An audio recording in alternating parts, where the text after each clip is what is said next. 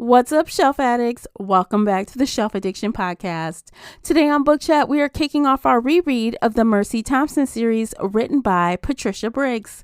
This episode, we are diving into Book 1, Moon Called. Stay tuned.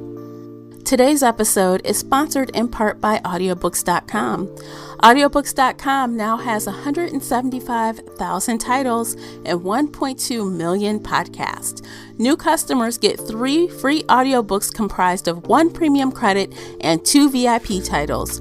Use our promo code SHELFADDICTION, spelled as one word, when you sign up at audiobooks.com. Again, our promo code is SHELFADDICTION.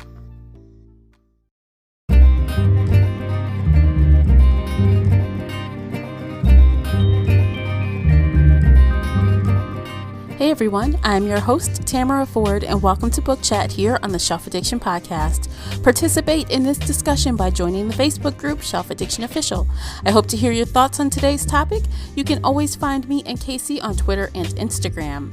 The links for everything I've mentioned are below in the show notes. If you enjoyed today's episode, please support this podcast by sharing it with some book nerd friends or on your favorite social media space. That would really help me out, and I appreciate you for doing so. The uncut video version of this podcast is available now on Patreon. Join us there for exclusive videos, including after shows and more. So if you're interested in that at all, you'll need to come on over to Patreon and sign up. Without further ado, let's get started. We've got a lot to cover today, so we are going to jump right to it. Joining me is feature co-host Casey from Heartful of Ink. Welcome, Casey. Hello, hello. I'm so happy to be here.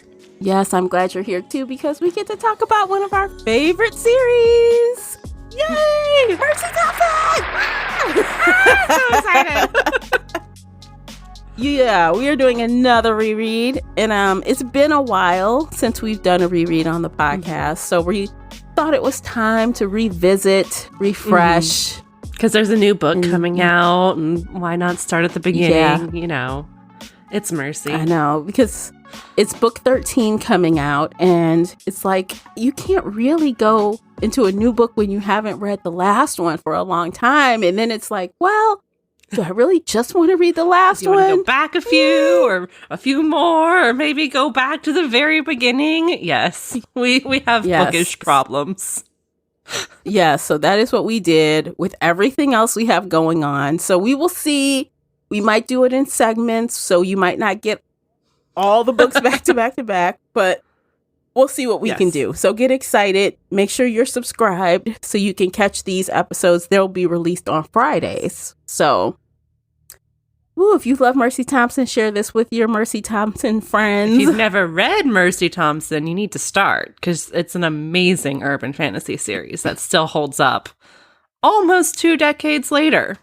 Yes, exactly. Because we're almost there. We're almost on 2 decades and 2 years. No, 4 years. We're right there. Yeah, this book came out in 2006. Yeah. All right. So we're going to do the stats and stuff as we do, and then we'll jump into it. So Moon Called is written by Patricia Briggs, published January 31st, 2006 by Ace and Penguin Audio. The paperback is 289 pages, which I don't know if that's true. I think it was 284 pages.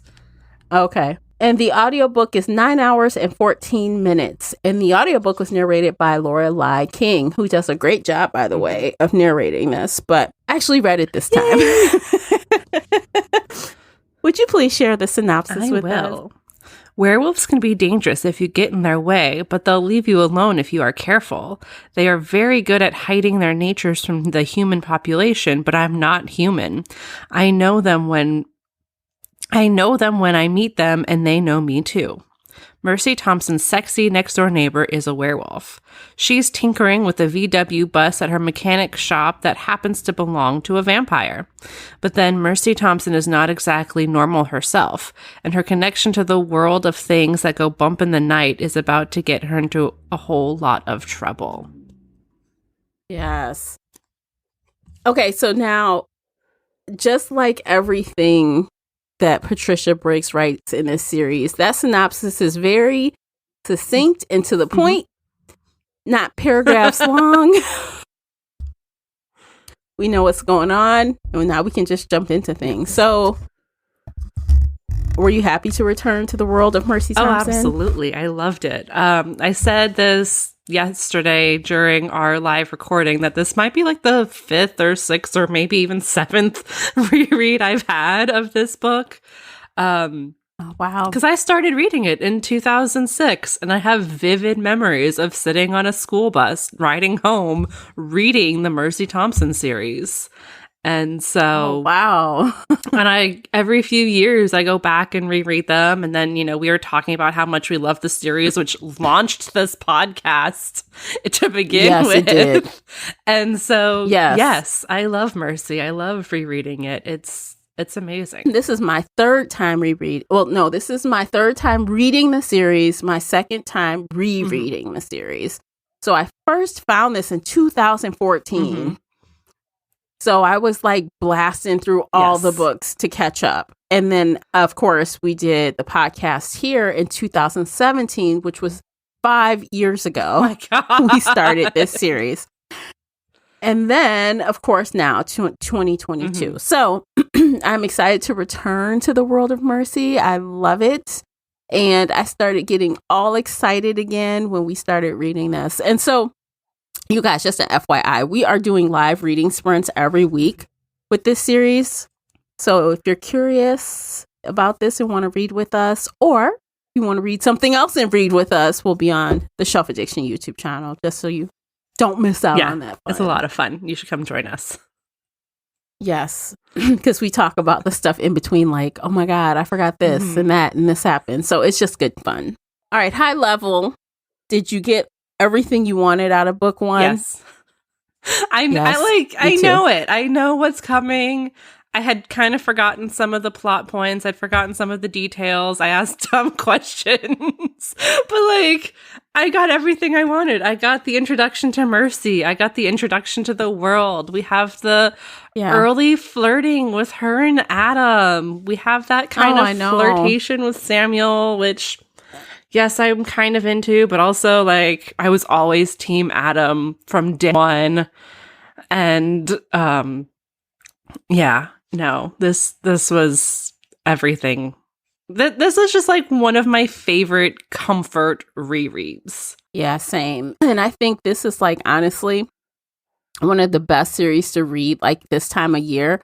It's starting to change weather and it's starting to get a little cooler. So you got the werewolf vibes and the vampire vibes. the vampires and all the things. And so I love it. So when I finished, I was like, oh yeah, that was the business. At the end though, I had forgotten how that scene went down at the end with the escape for Jesse and Adam. I was like, oh yeah, this is fun. I love seeing Mercy tear people to bits and do all the things. Shoot them in the back of the head again.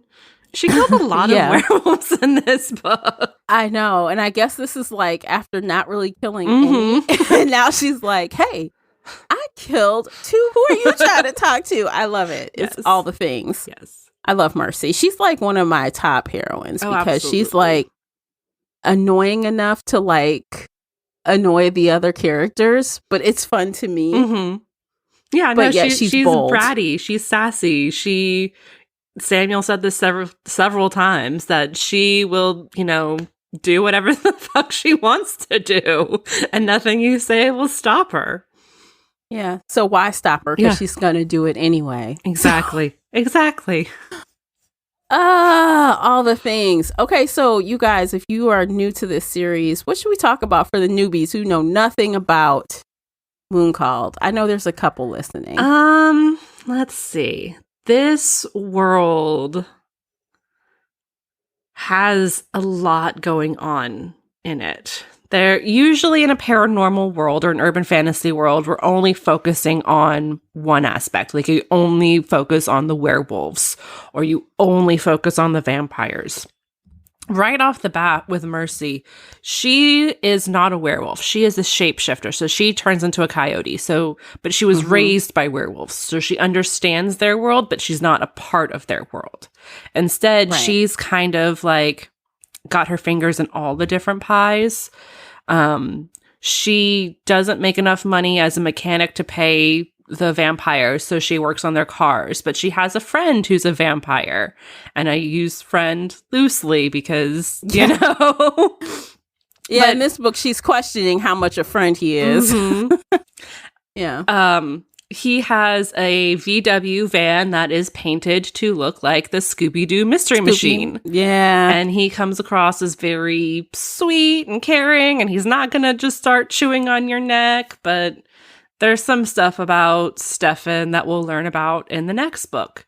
But there was a hint of it in here, too, where he said, I'm helping you because you're my friend.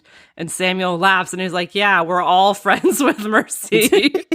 Because Mercy got all the powerful all friends. the men are in love with her. Yes. It's like that one thing. Like, she is the most, like, plain, right? Plain. She works in a shop, so she's greasy and doing, but all the men want her. Everyone. But to be honest, like, as a bisexual woman myself, I'm half in love with Mercy too.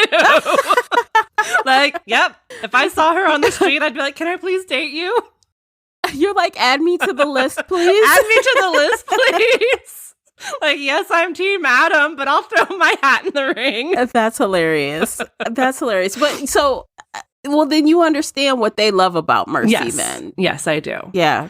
Because I'm like, sometimes authors don't do that well, where it's like everybody's in love with this character and you're like, why? But we can see it with Mercy. She's a badass. She's on her own. She bought her garage from a fae who taught her everything she knows. So she's a mechanic. She's entrepreneurial. She is sassy and she is loyal to a fault. She will do what she thinks is right, no matter what the consequences are, as we see time and time again in Mooncalled. And it's not just fighting the others. It's, there's a gay couple. Warren is a werewolf and Kyle is human.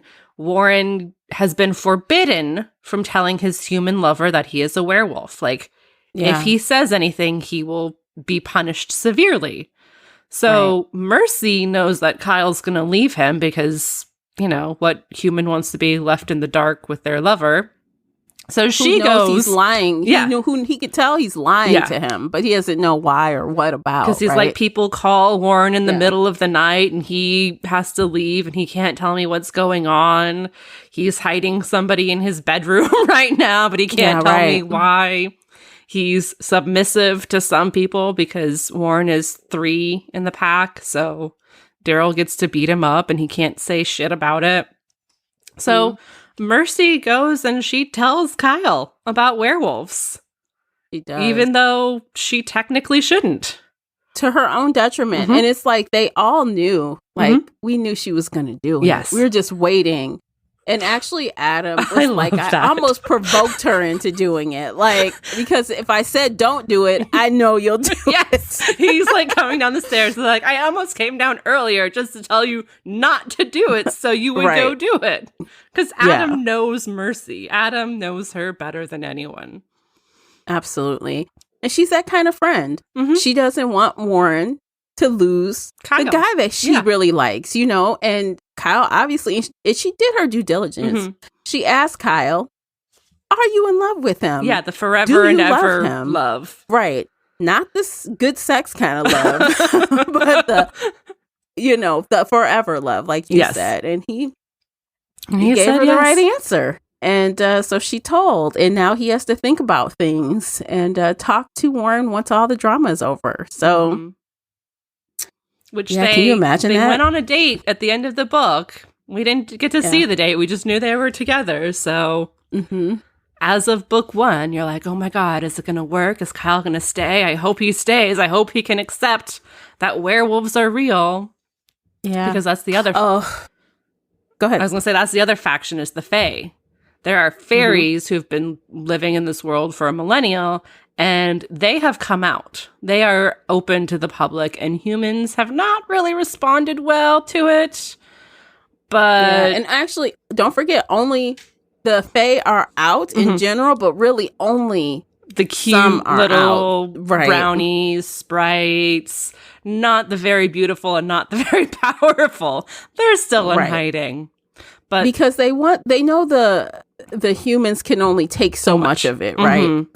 And if we give them the whole force of the Fae, they will be very scared. Very scared. They're already, being racist, bigoted pricks and, firing them, teachers, doctors, whoever they are. Doxing them. Yeah, they're doxing them. They're kicking them into reservations like the Native Americans were by the Americans. Like, it's not a very pretty show, but the werewolves are realizing they need to come out soon, too. And that's one of the underlying issues of this book is how are the werewolves going to come out to the humans? Right. And that's what's almost weird to me about Kyle is he knows Fae are real. Why is it so impossible to believe that werewolves are, too? If Fae were out in the world, I'd assume, well, there must be some vampires, some werewolves, some witches, some anything else that is fiction, right? It must be real. I think it took him a minute because he assumed, like most normal people, that when the Fae came out, everything came out. Yeah. And so it took him a couple minutes to be like, oh shit, this world is even bigger than I assumed. Yeah, it is. And Mercy even exposed herself. She's like, I will go to the lengths that need for you to believe this. So she changed into a coyote, which, by the way, is the coolest thing that she can just change on a dime. No stress to her body. Bam, she's something else. It doesn't hurt. It's instant magic. Yeah. Yes. And so she does that and she wags her tail and then she goes back and puts her clothes on. I'm like, oh my gosh. Yeah, I love that. I love that scene.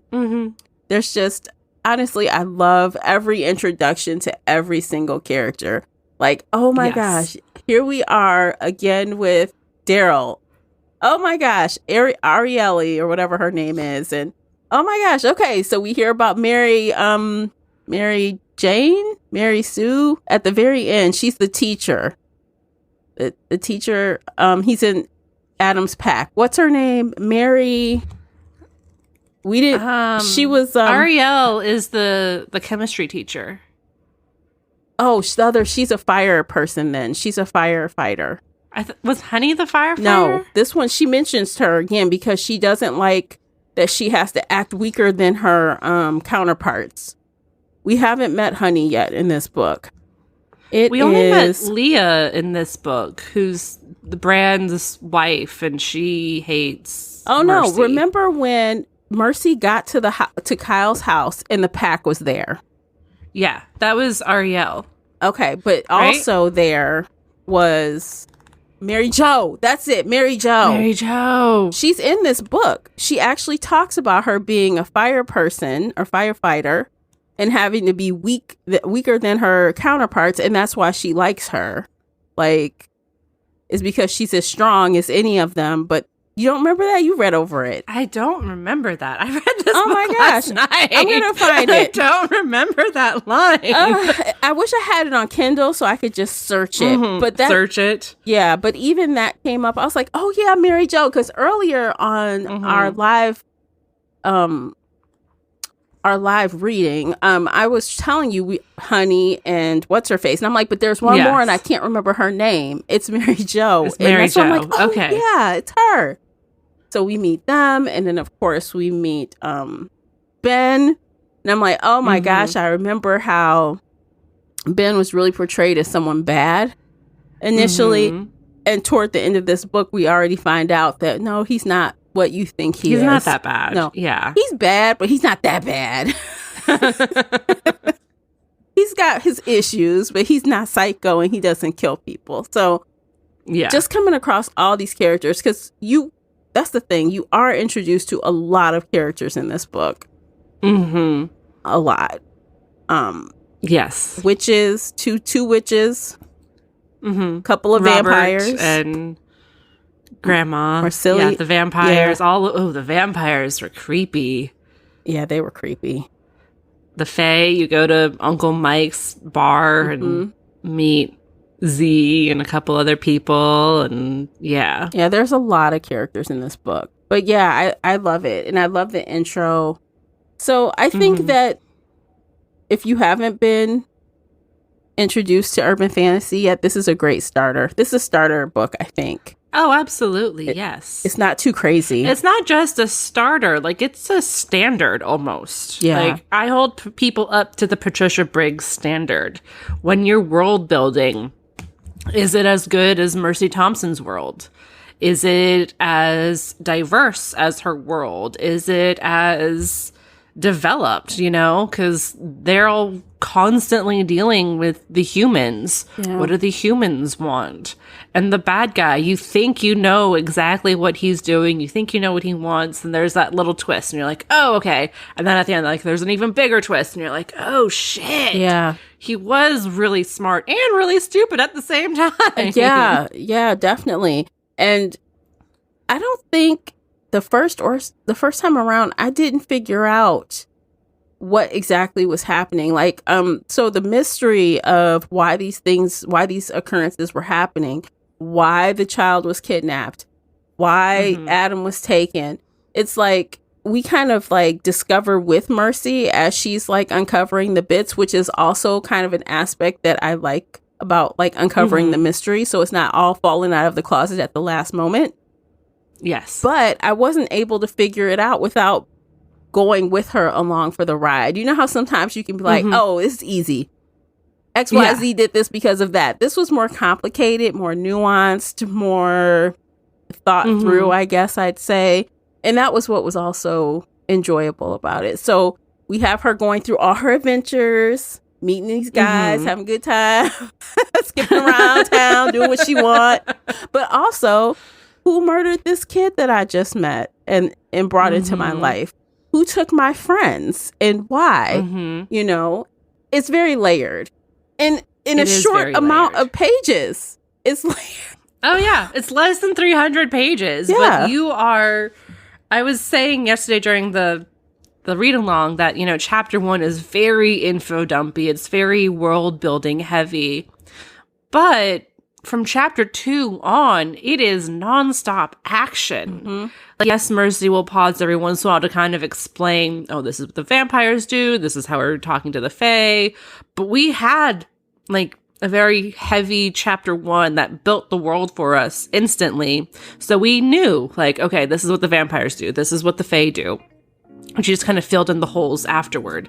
And I thought that was an excellent writing standard. Like, you usually tell people not to do so heavy world building in chapter 1, but Patricia Briggs makes it work because she has that nonstop action that just goes and goes and goes until the very end.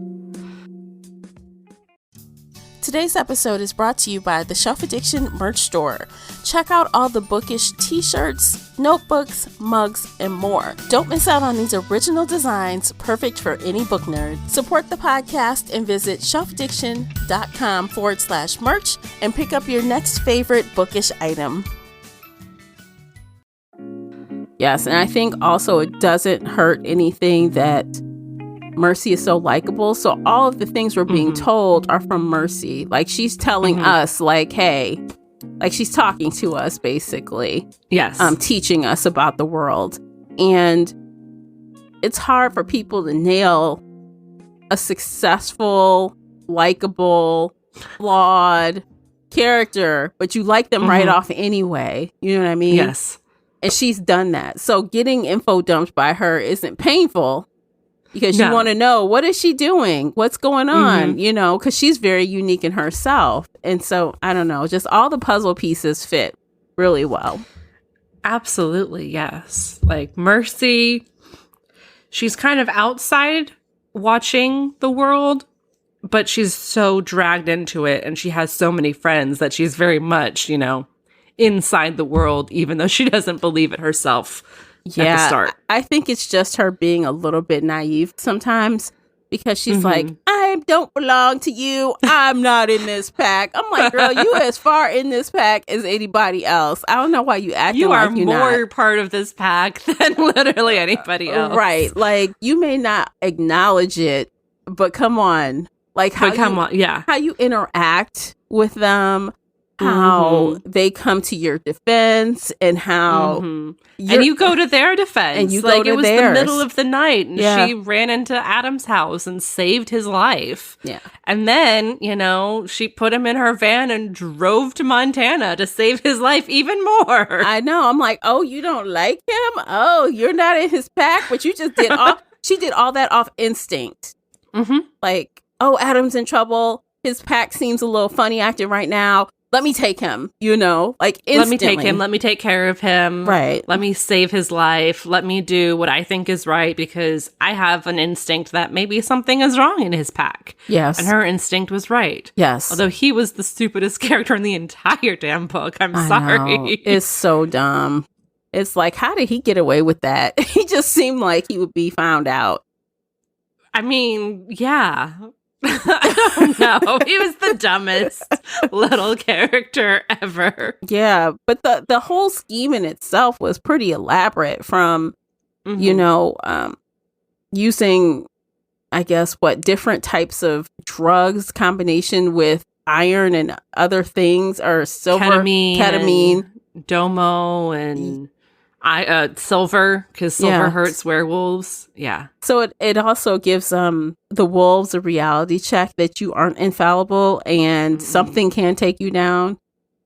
So they needed that little bit of reality check. And, especially Adam, I feel like sometimes when you're in charge, you get that, I'm in charge, nothing's going to harm me. I got my gang of people behind me. And he got taken down a notch really easily. Seemed like that happened so easy. Oh yeah. Well, they shot him like 5 times with this. They gave him drug. They gave him a lot to put him down. They gave him a lot. It knocked him out. But then his daughter started screaming, so he woke up and started fighting it off. So they shot him even more. Yeah. Then they tried ripping him to pieces. So yeah, no, he had his ass handed to him. But he's tough to kill. But he's still very tough. Yes. Yeah, he's still tough. But I'm like, ooh. Yikes. I'm like, oh, I forgot that part where he's like sweating silver out of his skin. Out of his body. Like, oh, yeah, that took a lot. And I was kind of surprised by that scene with Jessie. I guess I forgot already. I'm like, oh my God, what's he going to do with her? I'm sitting there like, what is he going to do to Jessie? Like, I clearly forgot what happened. I'm like, oh, she just got slapped. Okay, thank God. That's all that happened to her. And he watched her pee. Yeah, that was creepy gross. And gross. And like, thank God he died, but thank God he didn't do anything worse. Like, he deserved to die. He was a bad guy. He did deserve to die. And Mercy said, no, not him. He needs to die. Yeah. And he did. And she and Adam had that perfect moment of clarity where they just looked at each other and they knew, like, they had that silent communication. Oh, yeah. Mercy's absolutely part of Adam's pack, even if she doesn't believe it. She fights it. She's delusional, but I'm like, his daughter is always over to your house. Like, y'all, you hang out. This is your people. Quit acting like you're not a part of it. I don't know. Well, it helps her when she wants to get out of doing whatever Adam tells her to do. And that's why she throws it in his face. But again, like, anytime there's any problem, she's right there saving him and saving everybody else. What to do? I don't belong to you. Like, oh my God, girl, that's funny. But their feelings aren't hurt. They like, whatever. We don't care. Yeah. They have thick skin and they have to dealing with Mercy because she just say whatever. She don't care. But I think one of the things that you guys, if you don't know, so Samuel is very, very old. He's a doctor. He is the Marak, and the Marak is the head of like all the werewolves in the United States. And he is Bran, but they also call him the Marak, right? The Marak, yeah. Bran is like his name, his human name, but the Marak is what everybody calls him. Like, yeah, the title. And he's his son, and he's very, very old. And like, no one, I guess even Mercy really didn't know how old he was. She made some assumptions about how old he was, but then found out, oh no, he's much older. Much, much older than you think. But he's around a lot in this book. He comes back. He helps, control Adam because he is stronger than Adam. He is. He's higher. He's older. He's older. He's higher on the food chain, and of course, when your wolf is out of control, that's what you need, someone to help control you. So he's around, but he also has feelings for Mercy still. So their history, for those of you who don't know, Mercy was raised by Bran or his pack up in Montana.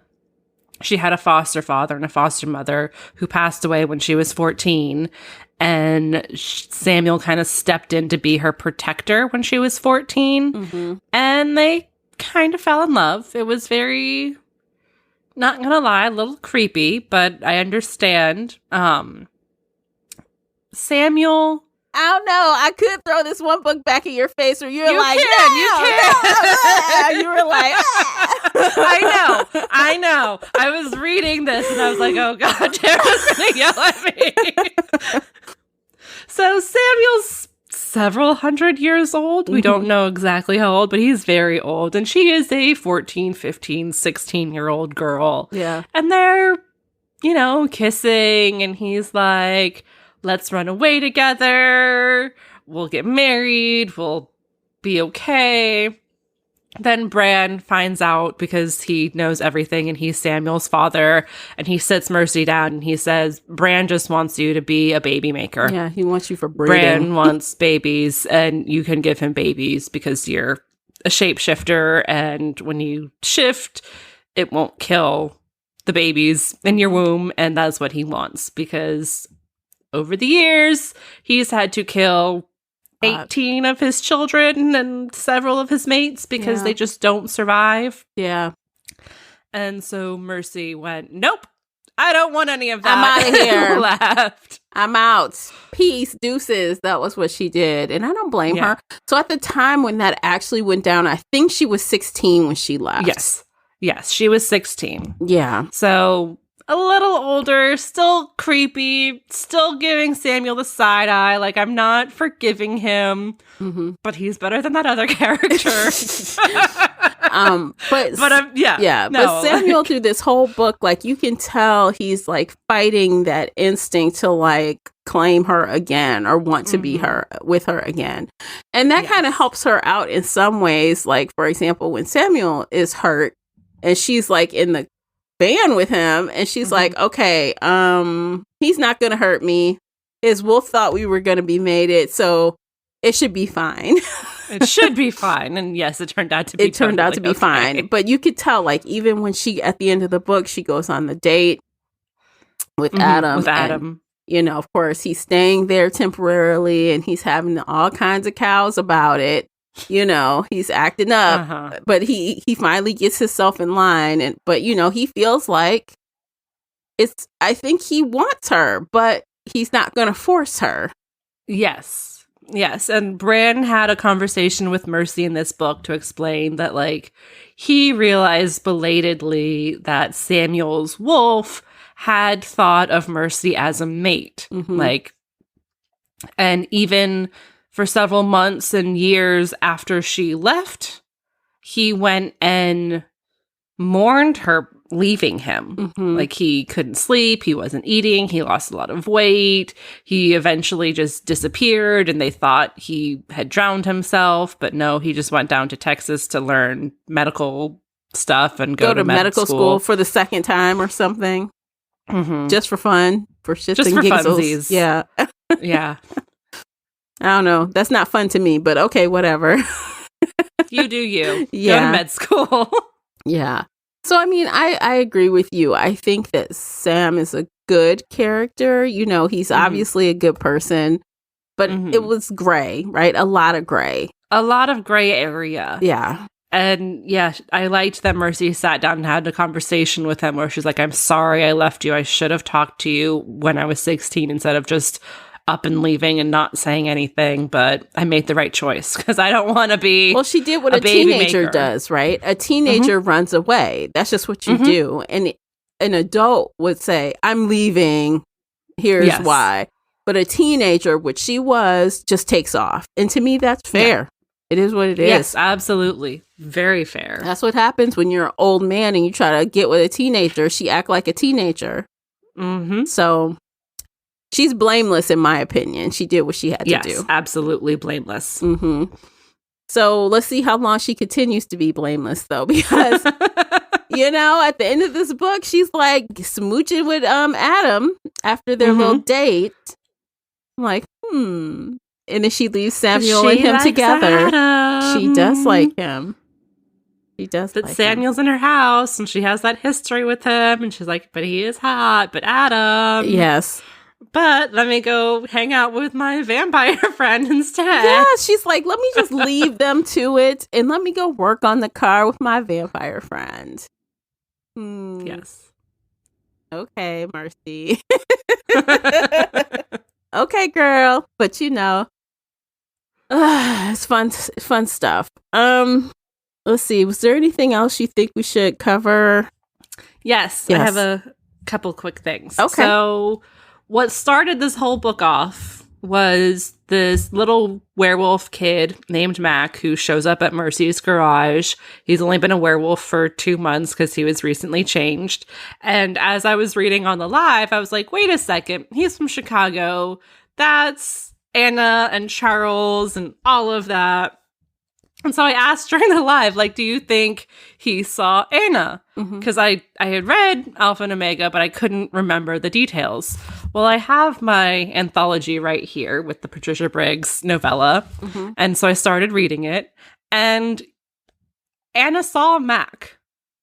Like, on page 2 of the novella, she's calling Bran to be like, hey, I just saw this newspaper article with this kid who I saw in a cage at my Alpha's place. Like, it's all right there. Okay, so she wasn't in the cages. But she was not in the cages, him. But she saw him come in and be put in the cages. Okay, and that's why it ties back in at the end here, because they said, oh, yeah, you know, I guess, what's his face? Charles went and took care of it.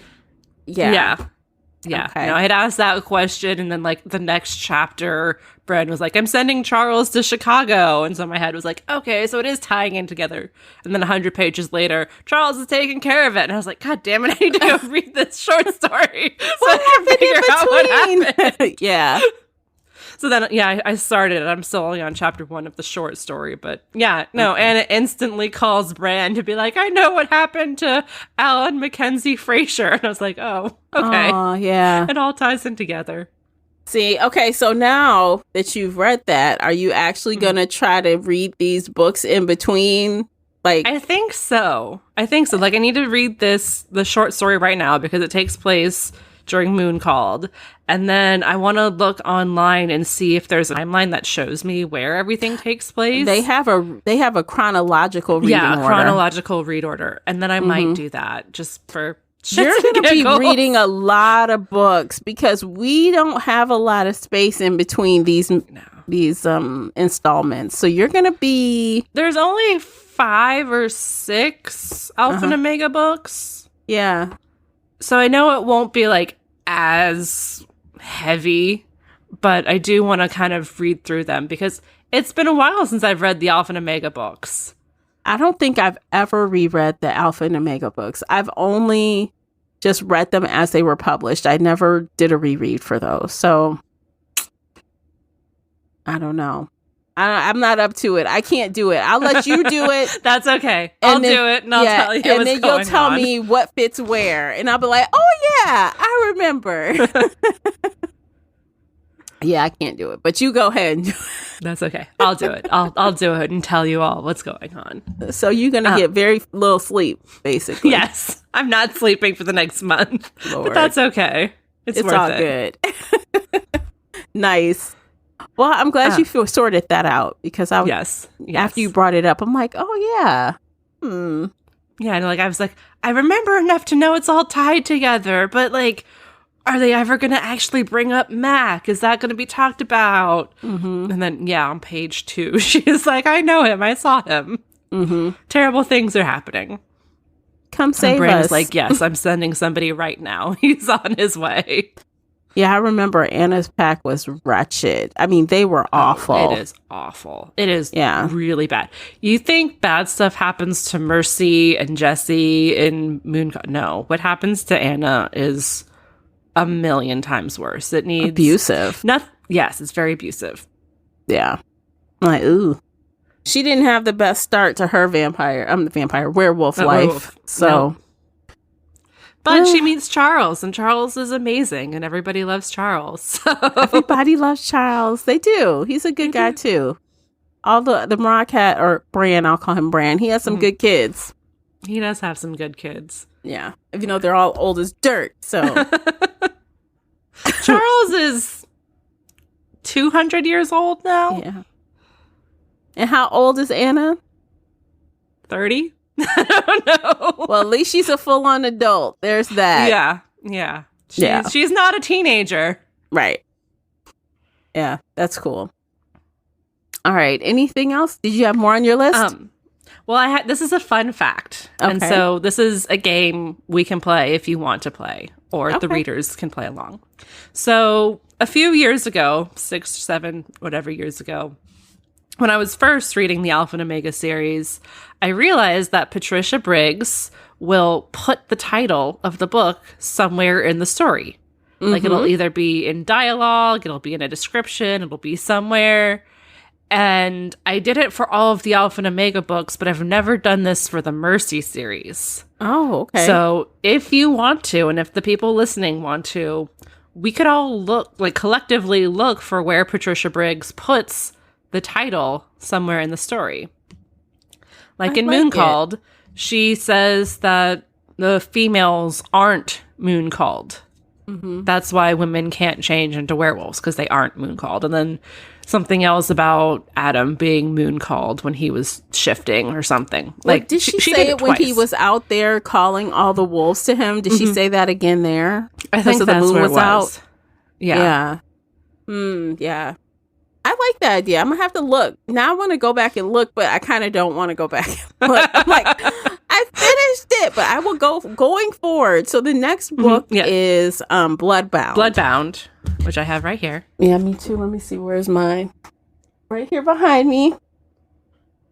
Yay! So I will look for it in Bloodbound. I will see how many times she says it or where she says it. Look at those tats, man. Look at the tats on her chest. Wow. So in Mooncalled, I was looking for this specifically. She has the tattoo of the coyote paw print on her belly. And then she says she has a couple other on her arms.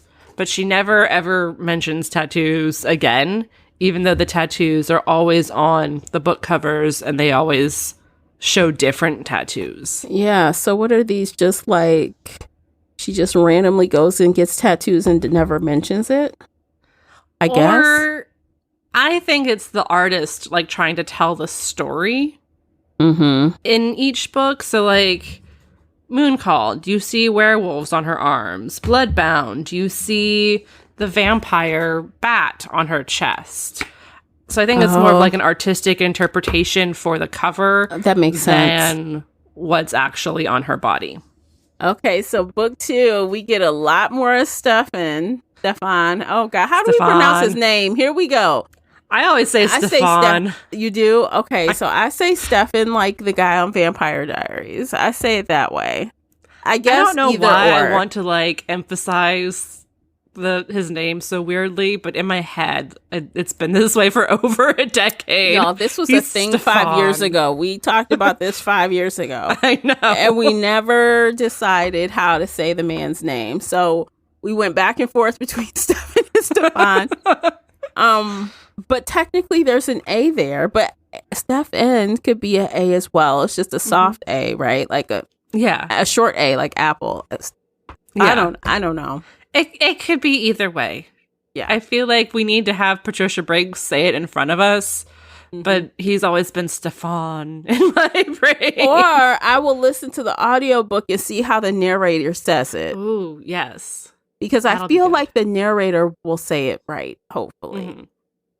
And I will return with facts on how to say it right. That's what I'll do. Okay, bet. Okay. So we're going to check for, if you guys want to play along, please do join us on Shelf Addiction Official. We're in the Book Clubs app and we're on Facebook.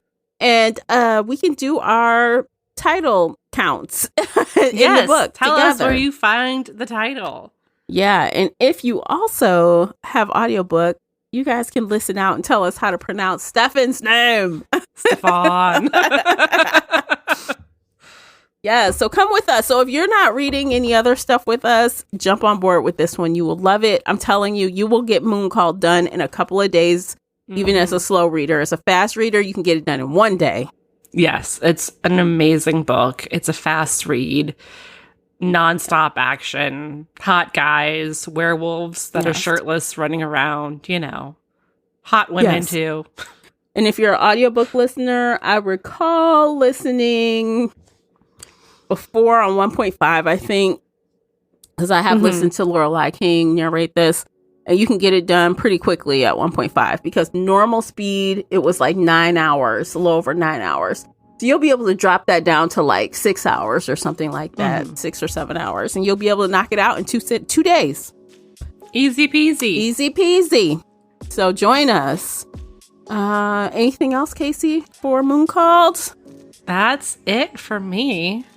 Okay, so I almost hate to say goodbye because that means we have to stop talking about it. But we have more next week. Don't worry. We have more next week. We got to move on. We are moving on to the next book. Book 2. Book 2. Join us on YouTube and you can read with us. And then we'll be right here in your inbox next week talking about Bloodbound. All right, that's it, guys. Thanks for joining us. We appreciate you for being here and we will catch you next time. Until then, happy reading. Bye, Take care, everybody. Guys.